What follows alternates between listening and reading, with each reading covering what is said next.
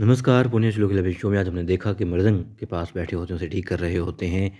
मालेराव होकर देवी आती है, कहती है क्या कर रहे हो? कहते हैं कि जिससे आप प्यार करते हैं, सब बाबा साहेब बोलते हैं कि यदि उसका आप ख्याल रखें तो आपको छोड़कर कभी नहीं जाते।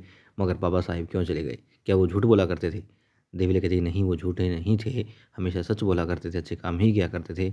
और तभी आ जाती है मुक्ताबाई, देखती है देवी अहिल्या को जिस लिबास में, तो वो रुक जाती है। बुलाने पर भी देवी के पास में नहीं आती है। फिर देवी समझाती हैं कि ऐसा क्या हुआ। वो बताती हैं कि आपके बाबा साहेब बहुत अच्छा काम किया करते थे, आप जानते हैं ना कितने अच्छे थे वो। तो बस एक और दुनिया है जिसे कैलाश कहते हैं भगवान शिव की, वहाँ पर उन्हें आवश्यकता महसूस हुई कि आपके बाबा साहेब वहाँ जाएँ और अच्छे-अच्छे काम करें, इसलिए उनको बुला लिया। आपकी छोटी आई भी इसलिए वहाँ पर साथ में गई हैं। और जब समय आएगा तो देवी अहिल्या को भी वो लोग अपने पास बुला लेंगे।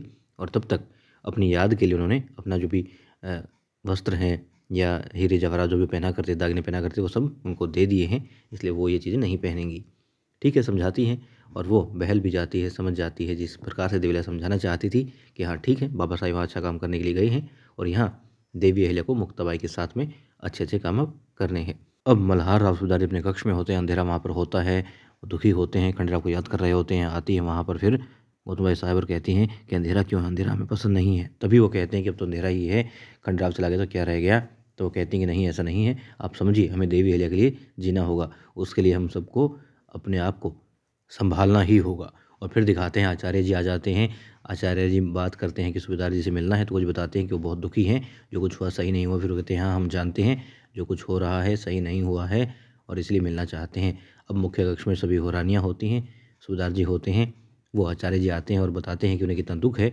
ये क्षति सिर्फ होलकर परिवार के लिए नहीं है, बल्कि पूरे मालवा के लिए है। खंडेराव होलकर बहुत ही वीर योद्धा थे और अच्छे इंसान थे, अच्छे-अच्छे कार्य किया करते थे। और वो आचार्य तन मन धन से सूबेदार जी के साथ में जब भी जो भी आवश्यकता होगी, जो भी वचन वो कहेंगे, उसे पूरा करने के लिए वो हमेशा तत्पर रहेंगे। मगर खंडेराव होलकर के बाबा साहेब उस कुर्सी को देख रहे होते हैं जहाँ पर खंडेराव अक्सर बैठा करते थे। वो ध्यान नहीं देते आचार्य जी की बातों की तरफ, क्योंकि वो सिर्फ़ और सिर्फ खोए हुए होते हैं खंडेराव होलकर की याद में। तभी वो बोल रहे होते हैं आचार्य, और बीच में बोलता है एक सेवक कि देवी अहिल्या छोटी रानी आ रही हैं। अब देवी आती है, प्रणाम करती हैं और फिर बैठ जाती हैं। वो अपनी बातें ख़त्म करके वहाँ से फ़ौरन फटाफट भाग निकलता है, जो हम कल देखेंगे आने वाले एपिसोड में। और फिर आरोप लगाता है देवी अहिल्या पर कि उन्हें सती हो जाना चाहिए था, मगर सती नहीं हुई है, उन्होंने पाप किया है, अधर्म किया है। और अब उन्हें देवी अहिल्या, तुकोजी, गंगूबा किस प्रकार से समझाएंगे आचार्य को, या फिर उनकी आंखों पर जो अधर्म का पर्दा पड़ा हुआ है, जो धर्म को गलत तरीके से समझ रहे हैं, उसे हटाएंगे, उन्हें अच्छे से समझाएंगे। क्या होगा देखते हैं।